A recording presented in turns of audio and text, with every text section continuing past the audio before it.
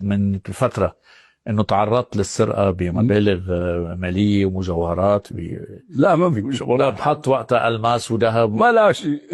شو اللي انسرق وليش تضخمت الخبرية الان؟ يعني بتلاقي خبر بيطلع بيضخموه، فعلا خضعنا لسرقة نقد، ما في الا نقد. قد ايه القيمة كانت؟ كله مبلغ 2,000,000 دينار فقط، ما في لا مجوهرات ولا بطيخ. المهم اذا في ياخذوه بعضهم هديه، انا اما فلوس للشركه مش الي تمويل. احنا عندنا 180. عرف مين السارق؟ لا طبعا، هذا هو السؤال المهم، ان الدوله خلال 48 ساعه امسكت جميع المسؤولين وهم عصابه محترفه.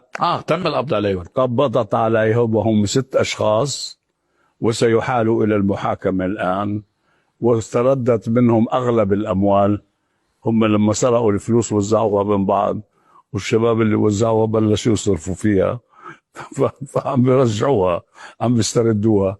بس انا اقول اننا نعمة هذا البلد الامن والامان الذي يتحقق انه سرقة بهالحجم ومنظمة باحدث التقنيات، معهم ماكينات تشق خزنة الحديد، وكيف يفسد. في حدا مقرب منهم منك؟ لا ابدا، من ضمن المجموعة؟ أبداً. في حدا من داخل؟ ابدا، كلهم محترفين. دائرة أبو غزالي؟ ابدا، كلهم مجرمين محترفين.